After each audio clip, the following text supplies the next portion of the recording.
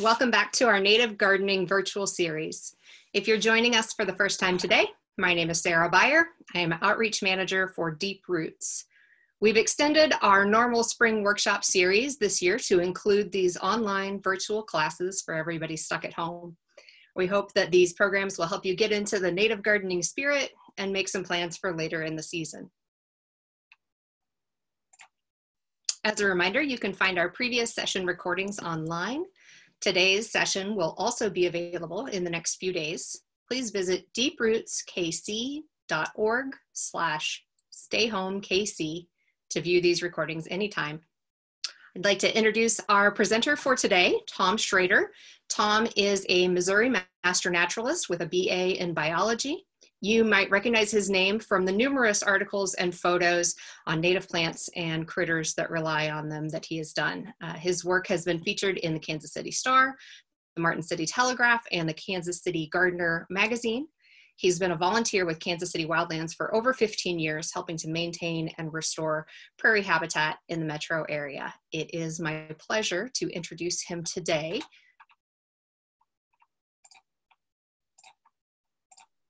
Tom, welcome. Hello, Sarah, and hello, fellow gardeners. Thank you for watching, and thanks to Deep Roots for letting me share this information with you. I'm eager to see what plants are going to be blooming in my garden. I'm already noticing that the goldenrod has some blossoms on it already, and I'm pretty sure it's going to bloom this year, which will be very cool.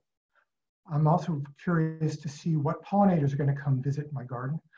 Just this afternoon, I was watching a female queen bumblebee going down to a nest that she has under a concrete slab in my backyard. So that was really fun to see. As you've probably all have heard or read, there's been a huge decline in the number of pollinators over the past 30 years. And that's mostly due to habitat loss. It's exciting to see that so many people are interested now in native plants to improve their backyard habitat. Having plants that bloom in sequence from April until November is just so crucial to the recovery of the pollinator populations. So keep adding plants to your gardens. Now, most people don't realize that the beautiful adult bees and butterflies that you see visiting your flowers are only alive in that adult form for about 8 weeks of the year. The other 44 weeks of the year, they exist in a totally different form. And if we only care for them during the 8 weeks that they're visiting our flowers, and we don't care for them during the 44 weeks that they're existing in this different form, then they cannot reproduce, and their numbers will continue to decline. So let's look at ways that we can help the pollinators reproduce.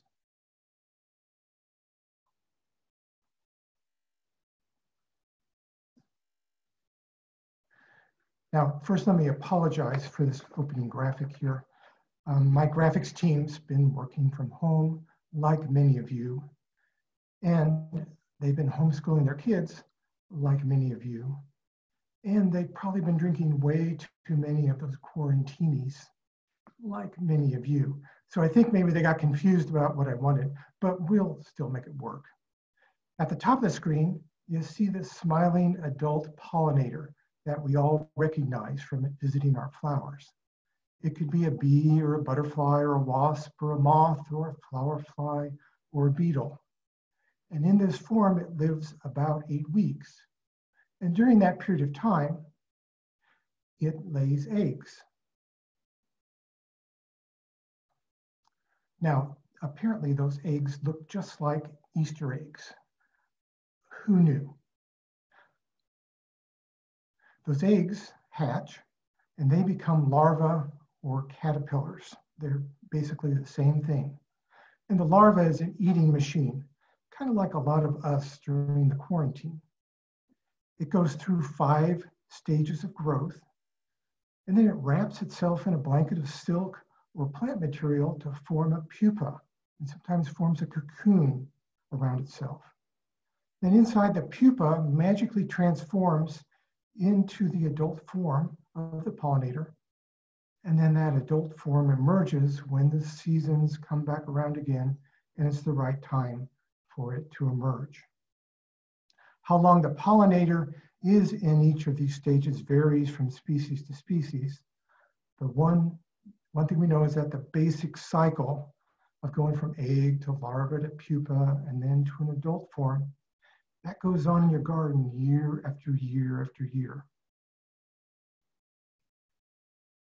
Now, what many people don't know is that unknowingly they're interfering with the reproduction of the pollinators by disturbing them during the 44 weeks that they're not in the adult form. So we're going to look at 3 zones of your garden: below ground, at ground level, and above ground.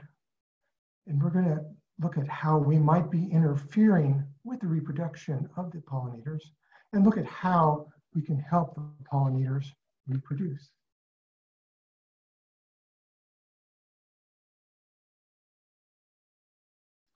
About 70% of the native bees and maybe half of the solitary wasp species nest underground in your yard or in your garden. And we're going to use this beautiful emerald green sweat bee shown here as an example. She emerges as an adult and then goes looking for a patch of bare dirt in your yard or in your garden. And she digs a nest tunnel down about 10 to 12 inches deep. And then she flies out and she gathers pollen, and then she brings it back and stores it in the tunnel. She's kind of like some people right now, what they're doing with toilet paper and taking it down to their basements. So she takes this pollen into her tunnel, and when she gets enough of it, she lays her eggs. Then for the next 44 weeks of the year, the bee exists underground as an egg, and then transforming it into a larva, and then going through her periods of growth by eating the pollen and becoming a pupa. And then the pupa emerges as an adult at the right time of the season. So what happens if you apply toxic chemicals to your turf or your garden? Things like weed and feed herbicides or fungicides or the larvicides that kill the grubs in a lawn. What happens if you use those and then they wash down into the nest? Or what happens if you rototill a large garden area 6 to 10 inches deep and then destroy the soil structure?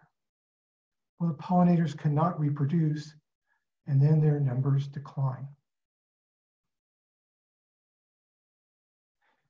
This time of year, you see people cleaning up their gardens by removing the leaves and the debris. At most any day of the week, sitting out on my patio, I can hear a leaf blower going somewhere off in the far distance. So people are trying to clean up their gardens to make them look nice and clean and pristine. But what they don't realize is that by removing those leaves and that debris, they're also removing the eggs and the pupa of many of the pollinators that have overwintered. Those pollinators have basically hibernated in that debris or on those leaves. They could also be removing the caterpillars of these beautiful great spangled fritillaries that you see in this picture. They're caterpillars, they hibernate in the debris of the garden, and then once it gets warm enough, they're able to go off and find some violet leaves to munch on to begin their metamorphosis into an adult butterfly. People also don't realize that they're destroying the habitat of the larva of the soldier beetle or its cousin, the lightning bug beetle. Their larvae hunt in the debris in the garden for insect eggs and for slugs and for grubs during the spring and the summer, and then they develop into a pupa and then emerge as an adult to fly over gardens and blink their nice little lights. Or if you're a soldier beetle, to lounge on our flowers in the fall. By making your garden pristine and clean That means that the pollinators cannot reproduce, and then their numbers continue to decline. Either in the fall or the spring, you hear of gardeners cleaning up their gardens by cutting down all the standing stems to make their garden look neat. What they don't realize is that attached to those stems are the cleverly disguised pupa of pollinators like this beautiful flower fly. Also, sometimes the cocoons of moths and some butterflies. Also, several different types of native bees nest inside stems. This is a small carpenter bee about the size of a grain of rice that's sitting on this bee balm or this monarda stem in my garden. This bee chews a tunnel down the middle of this monarda stem and removes all the pith to make its tunnel. And then, like a ground nesting bee, it goes out and gathers the pollen and brings that back to its tunnel in the stem. And when it's gathered enough pollen, it will lay an egg, it will seal off that nest chamber, and it will lay another egg and seal off that nest chamber, and it will fill that stem with its different egg chambers in it. Then for the next 44 weeks in that stem in your garden, the eggs hatch, they become larvae, which feed on the pollen, and they become pupa, and they go through their magical transformation, and they become adults. And then they emerge from that stem at the right time during the next season. By removing the stems, you're removing the pollinator's ability to reproduce, and their numbers continue to decline. So there's many things that we can do to help the pollinators reproduce. The easiest is just to mimic nature and to chill. Just become a laid-back pollinator and do less. Spend more time admiring the beautiful flowers and trying to get to know and be able to identify all the gorgeous pollinators that come to the flowers. And spend less time trying to clean up the garden. Look into no-till gardening and disturb the soil as little as possible. Sure, you got to dig holes to plant the new flowers, but that disturbs very little of the soil, so it's not going to have much impact at all on your pollinators. But try to leave the soil as intact as you can. Save as many of the leaves as you can. Rake them around and underneath your trees where the grass doesn't grow anyway. Or rake them around your bushes to mulch around the bushes, or lightly mulch your garden with them. But try to save as many of those leaves as you can because they hold many pollinator eggs and cocoons.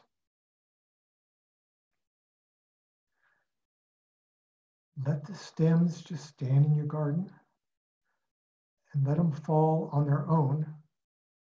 If you need your garden to look clean and pristine, what you might try doing is cleaning off the first foot or two along the edge of your garden where people stand and look at it, and then leave the debris in the rest of the garden. By May, the foliage of your plants is going to grow up high enough that you won't be able to see the debris in your garden anyway. Cut your stems to about 12 to 18 inches. By May, the foliage will have grown up where you won't see those stems standing in your garden anymore. But the pollinators will be able to find them and be able to utilize them. Minimize your use of pesticide by looking into integrated pest management. At the end of the talk, I'll have a slide for you that has some resources for you to look up integrated pest management if you want to try to use the principles of it. They're just basic ways of managing your garden that allow you to control the excessive population of insects you don't want without having to use hardly any pesticides at all.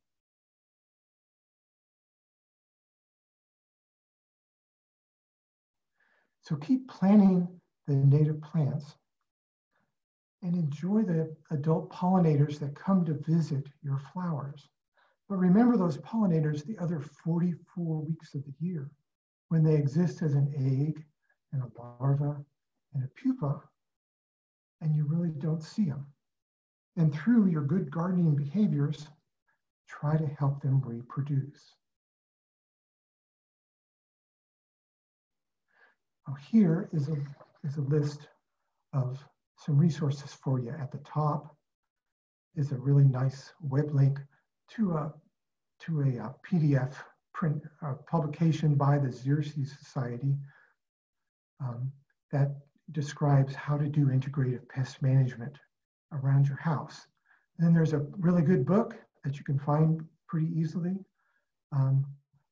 about integrative pest management, or IPM. And then 2 really good books that you can explore further all the different pollinators that visit your garden. So Sarah, are there questions for me? Yes, quite a few, Tom. Thank you. So if you have a question, please enter it in the Q&A box. And if you want to take a moment to read through those and click the little thumbs up to the bottom left of any questions that you also have. Tom, we'll start with this first one here from Leah. Is there a good time to rake leaves? I usually only mulch with the mower in the fall and wait until spring to rake. Should we not rake at all? You can rake the leaves at any time without really harming the pollinators, if you need to get them off your grass. And just leave them lie where you don't need to rake them off the grass. That's mine. If you need to move them to somewhere else, you could do that in the fall or in the spring. Thank you. Another question from Leah that a lot of folks share here. When can we cut down the stems? I heard we should wait until spring. Can we cut them down? And if so, when? Well, what I would recommend is that if you need to cut stems down, maybe only cut them down for the first 1 or 2 feet of your garden and leave them standing the rest of the garden, because you do not know which of those stems is filled with a native bee or has a pollinator larva attached to it as a pupa. And then let the stems fall on their own and let the stems lie in your garden. If you must remove them, you can remove them anytime, but I would put them like under the bushes around your garden, someplace not too far from your garden, and hopefully the pollinators that are attached or inside those stems will be able to then mature into adults and leave that stem and go to do their pollinating behaviors in your garden. Next question is from Deborah. I saved the leaves throughout winter, but want to mulch those leaves in springtime because the full leaves kill too much vegetation. What time of springtime is good to mulch the leaves so as not to kill insect eggs and etc.? By using them as mulch around your plants, again, you can do that anytime. The leaves, because they're going to be like fallen leaves on the ground that pile up, and so the pollinators will be able to emerge from those leaves and go to the plants without a problem. So you can put them at any time of the year. It's more important just to save them. Okay, related question from Pamela. If I relocate debris in my garden, does it disturb eggs that have overwintered? It shouldn't disturb them. No, they should be able to mature, hatch out to become the larvae or caterpillars. You just don't want to move them too far from the trees or the garden where they came from, because they have a flight distance they can go, but they're little bitty creatures, so they might be able to fly 100 to 200 feet. So you just want to watch how far you move them away. Okay, thank you. two related questions here. Can you address the use of mulch? And then if you use landscaping fabric to reduce the amount of weeds, can bees and other pollinators dig through this fabric? All right. Well, first, landscaping fabric cannot, the bees have no means of getting through that in order to nest. So if you can avoid that, that's a very good thing for pollinators on that. What was the first question again? Use of mulch, pros and cons. Okay. Wood mulch is very bad. The pollinators cannot get through wood mulch. They can't get through stone mulch. They can get through a light amount of leaf mulch just fine because they're used to that. So ground up leaf mulch is a great mulch to use in a garden around things, or a light amount of grass mulch. They can get through that also to nest in the ground. And let's do time for, I think, one more here. This is from Beth. Other creatures overwinter in garden debris, some of which are harmful to vegetable plants. What to do then? Well, if you're vegetable gardening, that's a whole different matter than gardening for pollinating plants. And if you're vegetable gardening, you probably want to move that debris to another location so that you do not promote the bad bugs, and move them away from the garden so that they can be eaten by the good bugs before they get back to your garden. Fantastic. Thanks, Tom. I think we'll go ahead and wrap up there. We'll include the resources that are on the screen and some links to these books along with the video once we have that posted on our website tomorrow.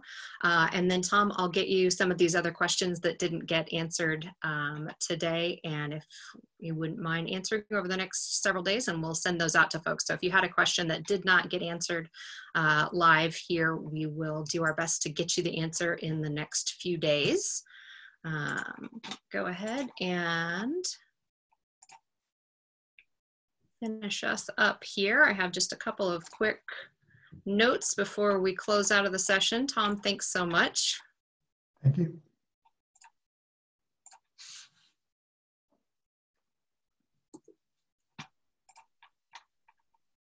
I'd like to thank everybody at home for joining us as well. If you have questions again about the series or anything that didn't get addressed today, please get in contact with me. My information is there on your screen, and I can pass questions along to Tom for his answers as well. Just a couple of quick closing notes. We know that many of you are looking to purchase plants and do some gardening during the stay-at-home order. It is a great way to keep your stress down and have a positive impact on your little corner of the world. We've gathered some information on our website to help you find safe options for purchasing plants during this time. Look for Find Plants at the top of our website there at deeprootskc.org to help find some options for delivery or curbside drop-off sorts of things. If you've enjoyed today's program, we'd like to ask you to consider supporting this series by making a donation. You can find the blue donate button at the top right corner of our homepage, and your support in any amount will help ensure that we are able to continue this series as long as it is needed. So we're looking forward to our next session on Thursday, April 16th, when Alex Daniel from the Missouri Department of Conservation will take us on a live walk and talk around the grounds of the Anita B. Gorman Conservation Discovery Center. I hope you can join us then and find out what's blooming. So as we close out of today's session, I'd like to invite you to take a quick survey that should pop up for you, and then to sign up for our semi-monthly newsletter, The Pollinator. You might occasionally see some photos and articles by Tom Schroeder there as well. So it's a great way to keep up with events and programs in the area. Until next time, have a great afternoon. Thanks again, Tom. Thank you. Take care.